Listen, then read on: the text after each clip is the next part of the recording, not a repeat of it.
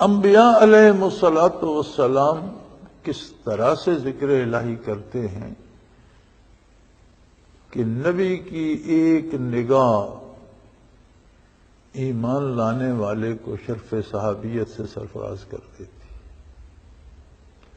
اور صحابہ کرام کا خشوع و خضوع اور ان کا رکوع و سجود اور ان کا ذکر الہی کی کیفیت بیان کرتے ہوئے قرآن کریم نے فرمایا ثم تلین جلودہم وقلوبہم الی ذکر اللہ، کہ ان کے کھال سے لے کر نہا خانہ دل تک ہر ذرہ بدن اللہ کا ذکر کرنے لگ گیا، ہر باڈی سیل ذاکر ہو جاتا ہے۔ اب اگر نبی کی ایک نگاہ سے بندے مومن کے وجود کا ہر ذرہ ذاکر ہو جاتا ہے تو خود نبی کس درجے کا ذکر کرتا ہوگا۔ انبیاء علیہ الصلوۃ والسلام جو لباس استعمال کرتے ہیں وہ لباس ذاکر ہو جاتا ہے، جو جوتا استعمال فرماتے ہیں اس کے سارے اجزاء ذاکر ہو جاتے ہیں، جس زمین پر قدم رکھتے ہیں وہ زمین ذاکر ہو جاتی ہے، جس چیز کو چھو لیتے ہیں وہ ذاکر ہو جاتا ہے، جس جانور پر سواری کر لیتے ہیں اس کے بدن کا ہر جز ذاکر ہو جاتا ہے۔ گویا انبیاء علیہ الصلوۃ والسلام نہ صرف یہ کہ ہر لمحہ ہر آن ان کا وجود کا ہر ذرہ ذاکر ہوتا ہے، بلکہ وہ ذاکر گر ہوتے ہیں کہ جسے دیکھ لیں، جسے چھو لیں، جہاں قدم رکھ دیں۔ کسی کو اگر آج بھی اللہ دل کی نگاہ دے دے تو جہاں جہاں نبی کریم صلی اللہ علیہ وسلم مکہ مکرمہ کی گلیوں میں نکلے، یا جہاں جہاں آپ نے سفر فرمایا، یا جہاں جہاں صحراؤں میں قدم مبارک رکھا، آج بھی جہاں حضور نے قدم رکھا وہ زمین قطع زمین میں اس طرح نظر آتی ہے جیسے آسمان پر چاند دکھائی دیتا۔ بلکہ جن راستوں سے حضور گزرے صلی اللہ علیہ وسلم وہ فضائے حد نگاہ تک منور نظر آتی۔ بلکہ اس کے بارے میں نے ایک دفعہ حضرت رحمۃ اللہ علیہ سے پوچھا بھی تھا غالباً کہ اس بات کی سمجھ نہیں آ رہی کہ قدوم مبارک کے نشان تو منور ہو گئی، فضائیں منور کیسے؟ تو حضرت نے فرمایا تھا کہ جہاں تک حضور نبی کریم کی نگاہ پاک گئی ہے وہ فضا منور ہو گئی اور قیامت تک رہے گی۔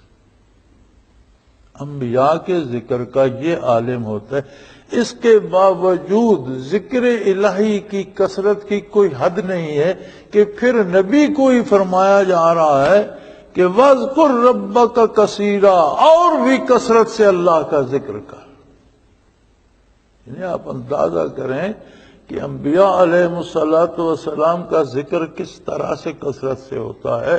وہ ذاکر گر ہوتے ہیں، جہاں قدم رکھتے ہیں ذرات ذاکر ہو جاتے ہیں، جہاں آرام فرماتے ہیں قبور میں تو وہ قبور ذاکر ہو جاتی ہیں، وہ ذرات ذاکر ہو جاتے ہیں، جہاں رہتے ہیں وہ مکان ذاکر ہو جاتے ہیں، جہاں سجدہ کرتے ہیں وہ جگہ ذاکر ہو جاتی ہے، جہاں سے گزر جاتے ہیں شجر و حجر ذاکر ہو جاتے ہیں۔ یہ پتھروں کا یا درختوں تک کا کمال تو نہیں تھا کہ حضور جدھر تشریف لے جاتے تو درخت بھی سلام کہتے، پتھر بھی درود پڑھتے۔ یہ کمال تو محمد الرسول اللہ صلی اللہ علیہ وسلم کا تھا نا، کہ جہاں تشریف لے گئے وہاں کے پتھروں کو بھی درود پڑھنا نصیب ہو گیا، درختوں کو بھی صلاۃ و سلام پڑھنا نصیب ہو گیا۔ تو یعنی انبیاء کا وجود پاک جو ہوتا ہے وہ ذاکر گر ہوتا ہے۔ اس کے بعد پھر حکم ہو رہا ہے، نبی کو حکم ہو رہا ہے وَاذْكُرْ رَبَّكَ كَثِيرًا، اور کثرت سے اللہ کا ذکر کر۔ اس کا مطلب ہے کہ کتنا بھی کوئی ذکر کرے، ساری عمر صرف کر دے، پھر بھی وہ کثرت ذکر ابھی باقی ہے، کیونکہ ذکر کی شان مذکور کی شان کے مطابق ہے۔ اللہ کی کوئی حد نہیں، اس کی عظمت کی، اس کی شان کی، اس کی ذات کی کوئی حد نہیں، اس کے ذکر کی بھی کوئی حد نہیں ہے۔ یہاں اگر کوئی 4 دن 4 تسبیحات پڑھتا ہے یا 5 دن نماز پڑھ لیتا ہے تو سمجھتا ہے میں نے اللہ پر بڑا احسان کیا، بڑا تیر مارا۔ بلکہ کثرت ذکر کی تو کوئی حد ہی نہیں ہے کہ اللہ اپنے نبی سے کہہ رہا ہے کہ جب یہ نشانیاں آپ کو عطا ہوں تو وَاذْكُرْ رَبَّكَ كَثِيرًا، اللہ کا ذکر اور کثرت سے کر، وَسَبِّحْ بِالْعَشِيِّ وَالْإِبْكَارِ، اور رات دن ذکر کرتا چلا جا۔ عشیہ والابکار، صبح شام، اس کا مطلب ہوتا ہے جیسے ایک انگریزی کا محاورہ ہے راؤنڈ دی کلاک، یعنی ہر لمحہ۔ دو انتہائیں ہیں نا دن کی، صبح اور شام، تو جب دونوں، اور رات کی بھی دونوں انتہائیں ہیں صبح اور شام، اور جب رات دن کی دونوں انتہاؤں کا ذکر آتا ہے تو مراد ہوتا ہے کہ رات دن کا ہر لمحہ، ہر آن ذکر الہی کرتے رہیے۔ تو اللہ کریم کا ذکر نصیب ہو۔ اب اس پہ بہت سے احباب کو یہ ہوتا ہے جی کہ جی ہم عبادت کرتے ہیں، یہ ذکر ہے، تسبیح پڑھتے ہیں، یہ ذکر ہے۔ ذکر کے مختلف درجات ہیں، صرف عبادت ہی ذکر نہیں ہے، بلکہ دنیا کا جو کام بھی شریعت کے مطابق کیا جائے وہ ذکر الہی ہے، اور وہ عملی ذکر ہے، اور اس میں اللہ کی یاد موجود ہے۔ یہ کام ایسے کیوں کر رہے ہو، یہ اللہ کا حکم ہے، اللہ کے رسول صلی اللہ کا حکم ہے، اس میں ذکر موجود ہے، اور یہ عملی ذکر ہے۔ کوئی بات جو سچی کی جائے، کھری کی جائے، اور اس اعتبار سے کی جائے کہ چونکہ اللہ کا اور اللہ کے نبی کا حکم ہے سچ بولو، لہذا میں سچی بات کر رہا ہوں، وہ ذکر الہی ہے کہ اس کے ساتھ اللہ کی یاد موجود ہے، اللہ کے نبی کی یاد موجود ہے۔ پھر کوئی تلاوت کرے، ذکر الہی ہے، تسبیحات پڑھے، ذکر الہی ہے، کوئی اس میں ربانی سارا دن پڑھتا رہے، یہ ذکر الہی ہے، لیکن یہ ذکر لسانی ہے۔ ایک ذکر وہ ہے جو حال ہے کہ آپ جو کام بھی کرتے ہیں، جس حال میں بھی اللہ کو یاد کرتے ہیں، وہ عملی ذکر ہے۔ زبان سے نیک بات کہتے ہیں یا تلاوت کرتے ہیں یا تسبیح پڑھتے ہیں، یہ ذکر لسانی ہے۔ لیکن نہ حال ہمیشہ رہتا ہے اور نہ زبان ہر وقت چلتی ہے، عمل بھی ہر وقت نہیں ہوتا، عمل منقطع ہو جاتا۔ آپ سارا دن کام کرتے ہیں، رات کو تو سو جائیں گے، عمل منقطع ہو جائے گا۔ زبان سے آپ کتنا ذکر کرتے رہیں، کتنا ذکر کرتے ہیں، زبان خاموش ہو جائے گی، ذکر منقطع ہو جائے گا۔ ذکر کثیر نہ عمل سے ہو سکتا ہے نہ لسان سے ہو سکتا ہے۔ تیسرا ذکر ہے ذکر قلبی، دل ذاکر ہو جائے، دل میں یاد رچ بس جائے، اور دنیا کا کوئی بھی کام کر رہے ہوں دل یاد سے غافل نہ ہو۔ وہ پنجابی کا کہا گیا اس کے لیے ایک محاورہ کہ ہاتھ کارول دل یارول۔ آپ کوئی کام کر رہے ہو دل اللہ اللہ کر رہا ہو، آپ بات کر رہے ہو دل اللہ اللہ کر رہا ہو، آپ کھانا کھا رہے ہو دل اللہ اللہ کر رہا ہو، آپ سو جائیں دل اللہ اللہ کر رہا ہو، آپ جاگے تو پتہ چلے دل ذاکر تھا، سینے میں دھڑک کر باہر آنا چاہتا ہے۔ آپ سوتے رہیں، ذکر قلبی نصیب ہو جائے، وہ چلتا رہے گا۔ بندہ مر جائے، قبر میں چلا جائے، مٹی کے نیچے اتر جائے اور دل اللہ اللہ کرتا رہے تو ایک حد تک ذکر کثیر کے معنی کو پا لیتا ہے، یعنی کسی نہ کسی حد تک کثرت ذکر میں داخل ہو جاتا ہے۔ عملی ذکر کثیر نہیں ہو سکتا، عمل میں انقطاع آتا ہے۔ لسانی ذکر ذکر کثیر نہیں ہو سکتا کہ اس میں انقطاع آتا ہے، زبان بند ہوتی ہے۔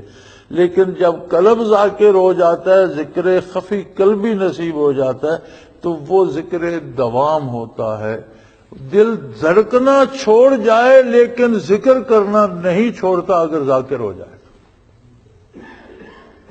موت آ جائے، دل دھڑکن بند کر دے، دھڑکنا چھوڑ سکتا ہے، لیکن اگر ذاکر ہے تو ذکر نہیں چھوڑتا۔ اس کے اندر جو لطیف ربانی ہے وہ ذکر کرتا ہی رہتا ہے، وہ قبر میں بھی کرتا رہتا ہے، تاکہ قلب ذاکر سے قبور ذاکر ہو جایا کرتی۔ تو کثرت ذکر کی بات جب بھی آتی ہے سوائے ذکر قلبی کے اس مفہوم کو پورا نہیں کیا جا سکتا۔ بعض لوگوں کو سوال یہ ہوتا ہے کہ یہ جس طریقے سے صوفیاء ذکر کراتے ہیں اس طریقے سے ثابت ہے؟ اور یہ سوال وہ لوگ پوچھتے ہیں جن کی زندگی کا ہر کام خلاف سنت ہوتا ہے۔ جو کام دوسرے آپ کر رہے ہیں یہ ثابت ہے شریعت سے، اس کی پرواہ نہیں کرتے، لیکن جب اللہ اللہ کی بات آتی ہے تو اس طرف جو کام اللہ کے یہ نیک بندے کرتے ہیں آپ کیسے سوچ لیتے ہیں کہ یہ خلاف شریعت کر رہے ہیں؟ پھر بڑی آسان سی بات ہے کہ ذکر کا حکم ہے قرآن کریم میں، اور سب سے زیادہ جو حکم براہ راست یا بالواسطہ دیا گیا وہ ذکر کا ہے۔ لیکن قرآن کریم نے ذکر پر کوئی پابندی کسی طریقے کی نہیں لگائی۔ جیسے نماز ہے، نماز کے طریقے کی پابندی ہے، وقت کی پابندی ہے، رکعت کی پابندی ہے، رکوع و سجود کی پابندی ہے، فاتحہ شریف پڑھنے کی پابندی ہے، ہر حرکت پہ تکبیر کہنے کی پابندی ہے، بہت سی پابندیاں ہیں نا۔ اوقات بھی مقرر ہے اور طریقہ کار بھی، روزہ ہے اس کا وقت بھی مقرر ہے، مہینہ بھی مقرر ہے، افطار و سحر کے قواعد و ضوابط مقرر ہے، حج ہے اس کا وقت بھی مقرر ہے، دن بھی مقرر ہے اور ارکان بھی مقرر ہے۔ سب عبادات کے اوقات مقرر ہیں، ذکر کے لیے کوئی طریقہ، کوئی ایک خاص وقت کچھ مقرر نہیں ہے۔ کثرت ذکر کا حکم ہے، اور جتنے سلاسل ذکر ہیں وہ جس طرح سے بھی ذکر کرتے ہیں، اگر ان میں کوئی خلاف شریعت عمل ہوگا تو اس کی اجازت نہیں ہوگی۔ شرعی حدود کے اندر کوئی بیٹھ کے کرتا ہے، لیٹ کے کرتا ہے، حرکت کر کے کرتا ہے، آنکھیں بند کر کے کرتا ہے، آنکھیں کھول کے کرتا ہے، ایک بیٹھ کے کرتا ہے، 50 مل کر کرتے ہیں، تو جو بھی کام شریعت کے اندر کرنا جائز ہے اس طرح سے ذکر میں ہر سارے طریقے سے لیکے جائز۔ فرق یہ ہے کہ ہر ایک شیخ کی اپنی تحقیق ہے، ہر سلسلے کا اپنا طریقہ ہے، جس طرح انہوں نے زیادہ مفید سمجھا اس طریقے کو انہوں نے اپنا لیا، اور اس طریقے سے ان سے برکات و انوارات نصیب ہوتی ہیں۔ لہذا ذکر کا حکم مطلق ہے، اور اس کا کوئی طریقہ نہ اللہ نے پابند فرمایا، نہ اللہ کے رسول صلی اللہ علیہ وسلم نے پابند فرمایا، نہ کوئی آج پابند کر سکتا ہے۔ ہم یہ نہیں کہہ سکتے کہ جس طرح ہم ذکر کرتے ہیں یہ صحیح ہے، جس طرح دوسرے کرتے ہیں وہ غلط ہے، نہیں۔ جس طرح جس کا جی چاہے، ایک ہی پابندی ہے کہ ذکر کے نام پر کوئی کام خلاف شریعت کرنے کا کوئی جواز نہیں۔ شرعی حدود کے اندر کوئی جس طرح ذکر کرتا ہے وہ سب جائز ہے۔ ہاں، اگر کسی کو اس کی لذت نصیب ہو جائے تو سب سوالوں کے جواب مل جاتے ہیں، چونکہ جو کچھ اس سے نصیب ہوتا ہے وہ کیفیات ہیں، اور کیفیات محسوس تو کی جا سکتی ہیں، لکھنے پڑھنے میں نہیں آتی۔ کیفیات کے لیے کوئی لفظ وضع نہیں کیا گیا کہ وہ لکھ کر بتا دے، کیفیات صرف محسوس کی جاتی ہیں۔ یہ انہی کا کام ہے جنہیں اللہ نصیب کر دے، اور میری تو دعا ہے کہ اللہ تمام مسلمانوں کو نصیب کرے۔ وآخر دعوانا ان الحمدللہ رب العالمین۔